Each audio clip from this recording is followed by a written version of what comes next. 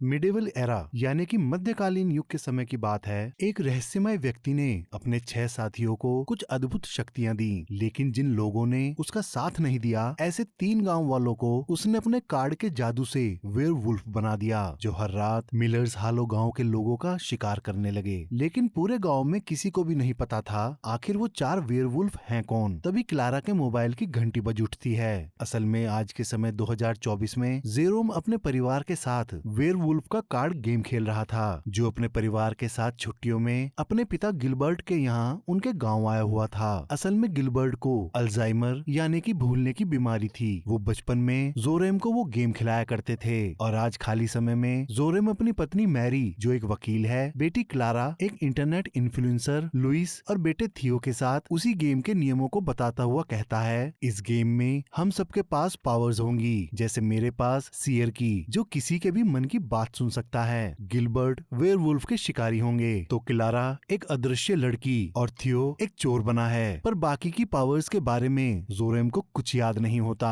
तभी गिलबर्ट भड़क जाता है और थियो की तरफ इशारा करता हुआ पूछता है, आखिर ये लंबे बालों वाली लड़की मेरे घर में कर क्या रही है। तो जोरेम और मैरी उनको याद दिलाते हैं, ये मैरी और उसके पहले पति का बेटा है, कोई लड़की नहीं। हकीकत में फैमिली का कोई भी मेंबर गेम खेलना ही नहीं चाहता था। तो सभी लोग अपना अपना जरूरी काम बताकर वहाँ से खिसक लेते हैं। तभी गेम के बॉक्स में एक रोशनी चमककर शांत हो जाती है। अब सबके चले जाने की वजह से जोरम गेम के कार्ड को वापस लगाकर, लेकिन उसमें 3 वेयरवुल्फ और एक पावर गायब थी। ये एक पावर वही मध्यकालीन युग वाला रहस्यमय व्यक्ति था और ये वही 3 वेयरवुल्फ गायब थे जिन्होंने उस व्यक्ति का साथ नहीं दिया था। बॉक्स को बंद करते ही वो अपने आप हिलने लगता है, जो पूरे घर में भूकंप ला देता है। तो गिलबर्ट को लगता है दुश्मनों ने उन पर हमला कर दिया है, तो वो सभी को लेकर घर के तहखाने में उतर आता है। फिर सब कुछ शांत हो जाने के बाद वो बाहर आकर देखते हैं कि जोरम की कार और क्लारा दोनों गायब हैं। ऊपर से किसी के भी मोबाइल में नेटवर्क भी नहीं है। वहीं गिलबर्ट को अपने घर की जगह लकड़ी और पत्थर से बना हुआ घर मिलता है, जिसका अंदर का सामान और बनावट भी पुराने जमाने की हो जाती है। लेकिन उसके बाद भी वो क्लारा को ढूंढने के लिए पास ही में एक थीम बेस्ड गाँव के मेले में चले जाते हैं। जेरोम को ज्यादा परेशान देखकर मैरी उसको शांति बरतने के लिए कहती है। इस पर जोरम उसको बताता है, क्लारा तुम्हारी बेटी नहीं है, इसलिए तुम मेरी परेशानी समझ ही नहीं पाओगी। इस बात को सुनकर मैरी का मुंह खुला का खुला रह जाता है। असल में क्लारा जेरोम और उसकी पहली पत्नी की बेटी थी और सिर्फ लुइस ही इन दोनों की बेटी होती है। मेले में पहुंचकर वो जगह और लोगों के पहनावे को देखकर हैरान हो जाते हैं। वहाँ मैरी के मुंह से सिर्फ एक ही बात निकलती है, लगता है इस मेले का बजट बहुत ही ज्यादा है, क्योंकि वो जगह मध्यकालीन युग की तरह दिखाई दे रही थी। वहीं जेरोम को उसके एक पूर्वज के पोस्टर लगे मिलते हैं, जिसको जादूगर समझकर कैद कर लिया गया था। फिर जब गांव का कप्तान चौक पर सबको इकट्ठा करके एक मासूम इंसान को वेयरवुल्फ होने के शक में उसकी गर्दन कटवा देता है, तो उसके खून की कुछ छींटे जेरोम पर गिर जाती हैं। तो अपने कपड़े गंदे होने की वजह से वो उन पर गुस्सा करने लगता है। लेकिन जैसे ही उसे पता चलता है खून असली है और सच में कप्तान ने किसी का सर कटवा दिया है, तो वो तुरंत अपने परिवार को लेकर वहाँ से निकल जाता है। लेकिन कप्तान उन्हें वहाँ से जाते हुए देख लेता है। फिर रास्ते में एक सैनिक उन्हें बताता है ये सन 1497 है और उन्हें खतरा समझकर जैसे ही वो उन्हें मारने आता है, तभी गिलबर्ट अपने परिवार को बचाने के लिए उसको मुक्का मार देता है। उनके एक ही मुक्के से सैनिक कई फुट दूर जाकर गिरता है। फिर वो सभी उनकी याददाश्त को चेक करते हैं, जो पूरी तरह से ठीक हो चुकी थी। ये सब उनको हैरान कर रही थी। फिर कुछ देर ढूंढने के बाद उन्हें पता चलता है क्यारा उसी घर में है, लेकिन अदृश्य हो चुकी है, पर किसी को उसकी आवाज नहीं सुनाई देती। लेकिन वो जैसे ही अपने मन में सोचती है कि ये सब लोग मुझे सुन क्यों नहीं पा रहे, कहीं भूकंप में ये बहरे तो नहीं हो गए, तभी जोरोम को उसकी मन की आवाज सुनाई दे जाती है। लेकिन किसी और को सुनाई ना देने की वजह से उसकी पत्नी मैरी मन में सोचती है शायद ये अपने बाप की तरफ पगला गया है। ऐसी बात सुनकर जोरोम सिर्फ आंखें फाड़कर उसे देखता रहता है, लेकिन कह कुछ नहीं पाता। तभी कप्तान वहाँ आकर उन्हें जादूगर समझकर थियो की गर्दन पर चाकू रख देता है। तो जोरेम उसको गाना गाकर ये साबित करता है कि वो सब गवैये हैं। उसका गाना सभी सैनिकों को पसंद आता है। तो कप्तान थियो को छोड़ देता है और उनको रात में खूंखार दरिंदों से बचे रहने के लिए घर में ही छुपे रहने की सलाह देकर वहाँ से चला जाता है। वहीं गांव में भी सभी लोग अपने घरों में छुपकर दरवाजा बंद कर लेते हैं। फिर थियो सबको समझाता है हम लोग पास्ट में नहीं बल्कि इस गेम में फंस गए हैं और गेम की ही पावर्स हम सबको मिली हैं। लेकिन जोरोम सबको यही दिखाता है कि उसके पास कोई पावर नहीं है। तभी गिलबर्ट को याद आता है कि उन्हें गेम के नियम के हिसाब से वेयरवुल्व्स को ढूंढकर मारना होगा, इससे पहले वेयरवुल्व्स उन्हें मार दें। उसके बाद याददाश्त चले जाने से पहले गिलबर्ट कुछ खत लिखता है। फिर आधी रात में जब क्लारा पानी पीने के लिए उठती है तभी वेयरवुल्व्स वहां आ जाते हैं। उनकी पुकार सुनकर लुइस तुरंत वेयरवुल्फ बन जाती है, लेकिन बच्ची होने की वजह से वो वेयरवुल्फ का बच्चा ही बनती है। तो गिलबर्ट जल्दी से उसको पकड़कर बांध देता है। सुबह तक वो नॉर्मल हो जाती है। तभी मैरी को ख्याल आता है कि जेल में बंद जेरोम के पूर्वज को शायद हमारे वापस जाने का कोई तरीका पता हो, क्योंकि ये गेम उन्हीं का है। तो वो सभी लुइस को छोड़कर गाँव आ जाते हैं, जहाँ एक लोहार का ब्रेसलेट चुराते समय लोहार थियो के पीछे पड़ जाता है। दूसरी तरफ जेल के पहरेदार जेरोम और मैरी को जेल में नहीं जाने देते, उल्टा उनकी बेइज्जती करके वहाँ से भगा देते हैं। उसी समय लोहार क्लारा का पीछा करते हुए उनके पास आकर बताता है कि उनके बेटे ने उसको सारी कहानी बता दी। उसकी ये बात सुनकर मैरी गुस्से में उसका गिरेबान पकड़कर अपने बेटे के बारे में पूछती है। तो वो अपने हाथ से लोहार का ब्रेसलेट उतार कर दिखाता है कि वही थियो है जो चोर होने के साथ किसी की भी चीज को पहनकर उसी का रूप ले सकता था। तो जेरोम को आइडिया आता है। वो एक पहरेदार का हेलमेट क्लारा से चोरी करवा कर थियो को ही वो पहरेदार बना देता है, जो मैरी को पकड़कर जेल में बंद करने के लिए अपने साथ ले जाता है। जेल के अंदर मैरी जेरोम के पूर्वज को अपना सच बताती है। तो वो उसको बताते हैं ये गेम उन्होंने नहीं बनाया, बल्कि इस गेम को उन्हें एक रहस्यमय व्यक्ति दे गया था, जिसका पता उनके पास है ही नहीं। फिर वापस घर आकर सब समझ जाते हैं कि अब उनके पास घर जाने का एक ही रास्ता है, कि उन्हें पहले सारे वेयरवुल्व्स को ढूंढकर मारना ही होगा। लेकिन जेरोम की फैमिली अपनी सबसे छोटी बेटी लुइस को मार ही नहीं सकती थी। तो वो आइडिया लगाते हैं कि शायद 3 वेयरवुल्व्स को मारकर भी काम बन जाए। वहीं मैरी को जेरोम पर शक हो जाता है कि ये मन की बात सुन सकता है। तो वो अपने मन में जेरोम के दोस्त के साथ अपने अफेयर की झूठी कहानी को सोचने लगती है। उसको सुनकर जेरोम से रहा नहीं जाता और वापस आकर अपने दोस्त को मार डालने की बात कहता है। अब जाकर मैरी को यकीन हो जाता है कि जेरोम मन की बात सुन सकता है। अब बस वही बची है जिसके पास पावर्स नहीं है, और वो उससे चिढ़कर लड़ने लगती है। तभी उनकी खिड़की के बाहर खड़ा एक आदमी जेरोम की फैमिली के भविष्य से आने वाली बात सुन लेता है। तो गिलबर्ट प्लेट मारकर उसे बेहोश कर देता है। फिर होश में आने पर वो बताता है उसका नाम पिएरो है, वो एक कलाकार और आविष्कारक है। तो वो सब उसे खोल देते हैं। फिर पिएरो अदृश्य हुई क्लारा को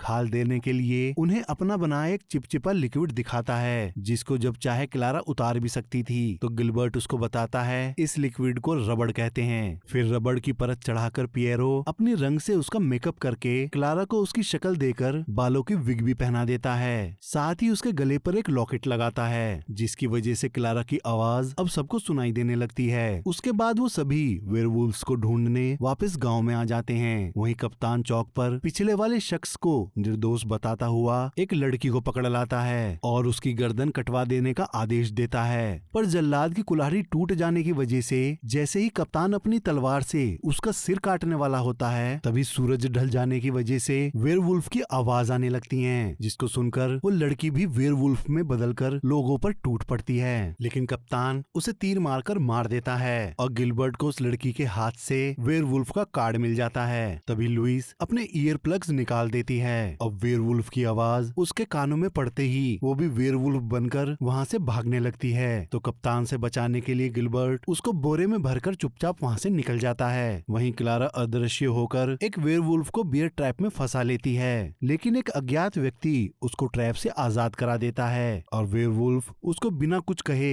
वहाँ से चला जाता है। क्लारा को पता चल गया था कि वेयरवुल्फ की लीडर एक औरत है जिसके हाथ सफेद हैं और दूसरा वाला मोटा आदमी है जो लंगड़ा कर चल रहा था। तो अगली सुबह वो सभी वेयरवुल्फ को ढूंढने के लिए गांव के अलग अलग हिस्से में खोजना शुरू कर देते हैं। लुइस और गिलबर्ट को आदमी वाला वेयरवुल्फ मिल जाता है। तो गिलबर्ट चुपके से खुद ही उसको मारने के लिए उसके पीछे चला जाता है। वहीं दूसरी तरफ मैरी को पढ़ना और लिखना आने की वजह से लोग उसे चुड़ैल समझकर पकड़कर कैद खाने में डलवा देते हैं। कप्तान अगली सुबह उसे जला देने का आदेश दे देता है। फिर जब जेरोम उससे मिलने आता है तो वो उसको समझाती है कि हम लोग किसी भी हालत में लुइस को नहीं मार सकते, इसीलिए वो हमेशा के लिए इसी दुनिया में फंस चुके हैं। तो वो अपने बच्चों की खातिर उसे छोड़कर पूरे परिवार के साथ वहाँ से दूर चले जाने को कहती है। फिर रात को गिलबर्ट उस लंगड़े वेयरवुल्फ को मारकर उसका कार्ड भी ले आता है। तो उसको मैरी की बात पता चलती है कि उसको कल सुबह चौक पर जला देंगे। उसके बाद वो सभी डिसाइड करते हैं कि वो उसको बचाकर अपने साथ ही लेके जाएंगे। जाएंगे। अगली सुबह कप्तान मैरी और जोरोम के पूर्वज को जलाने के लिए चौक पर ले आता है। वहाँ मैरी सभी महिलाओं की हिम्मत बढ़ाने के लिए उन्हें अपने हक की लड़ाई लड़ने के लिए जोरदार भाषण देती है। तो कप्तान उसका मुंह बंद करवाकर जैसे ही जलवाने वाला होता है, तभी जोरोम वहाँ आकर अपनी पत्नी के लिए आखिरी गाना गाने की परमिशन मांगता है, जो कप्तान उसे दे देता है। तो जितनी देर जेरोम अपने गाने से सबका मन बहलाता है, उतनी देर में क्लारा और गिलबर्ट मैरी और पूर्वज को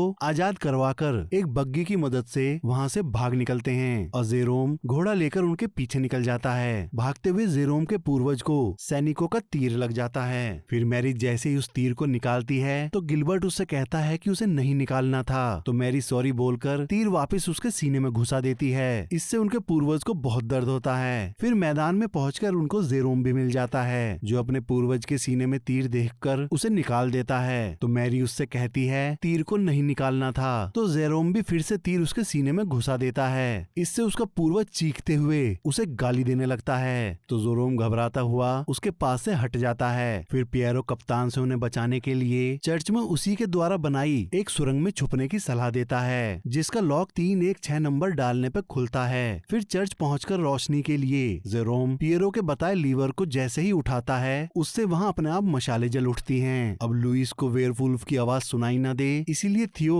उसको हेडफोन पहना देता है और फिर वो सभी गुप्त दरवाजा खोलने के लिए उसमें कोड डालते हैं। लेकिन दरवाजा खुलने से पहले ही चर्च की छत को तोड़ती हुई वेयरवुल्फ वहाँ आ जाती है। ये वही थी जिस औरत के हाथ सफेद होते हैं। थियो तुरंत लोहार का ब्रेसलेट पहन उसी के रूप में आकर गिलबर्ट और क्लारा के साथ मिलकर वेयरवुल्फ से लड़ने लगता है। तभी कप्तान एक गुप्त सुरंग के रास्ते वहाँ आकर उल्टा जेरोम की तरफ अपना तीर तान देता है। तभी जेरोम को याद आता है ये वेयरवुल्फ वही पाव ब्रेड बनाने वाली महिला है जो कप्तान की प्रेमिका भी है। उसी ने बियर ट्रैप से उसे बचाया था।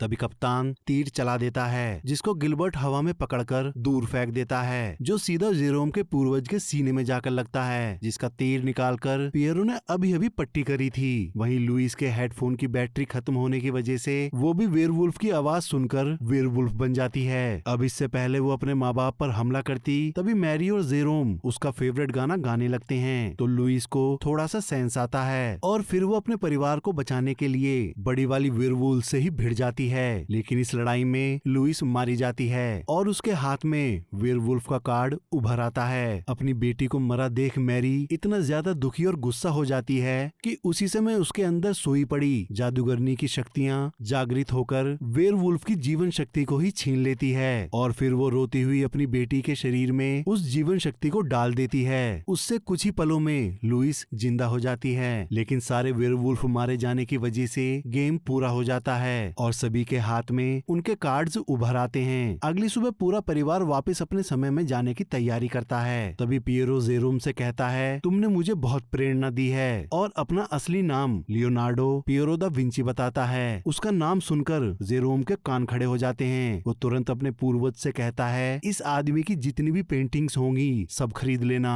फिर सभी गेम्स में अपने अपने कार्ड्स लगाकर उसको जैसे ही बंद करते हैं सभी बेहोश हो जाते हैं और जब उन सब की आंखें खुलती हैं तो एक सैनिक को अपने ऊपर खड़ा देख समझ जाते हैं कि वो अभी भी मध्यकाल में ही फंसे हुए हैं। लेकिन जैसे ही उसके हाथ में मोबाइल बजता है तब उन्हें पता चलता है कि वो वापस अपने समय में आ गए हैं और वो आदमी किसी फैंसी ड्रेस मेले में जा रहा है। फिर गिलबर्ट जेरोम को अपने लिखे खत देकर कहता है उसकी याददाश्त फिर से कमजोर हो गई है। जेरोम वो खत खोलकर पढ़ता है। उसमें वो जेरोम के साथ बिताई बचपन से लेकर अब तक की यादों को लिख कर लाए थे। उन्होंने उसमें लिखा था जैसे जैसे उनकी याददाश्त कमजोर पड़ती जाए वैसे वैसे जेरोम उनको वो खत पढ़कर सुनाया करे। जेरोम उनके मन की बात को पढ़कर भावुक हो जाता है। उसके बाद जेरोम अपनी फैमिली के साथ पेरिस के लूव्र म्यूजियम जाता है, जहाँ उसी की फैमिली ने मोनालिसा वाली पेंटिंग दान की थी, जो अब जेरोम के चेहरे से मिलती जुलती थी, क्योंकि पास्ट में लियोनार्डो दा विंची की प्रेरणा जोरम ही बन गया था। और ये कहानी यहीं खत्म हो जाती है।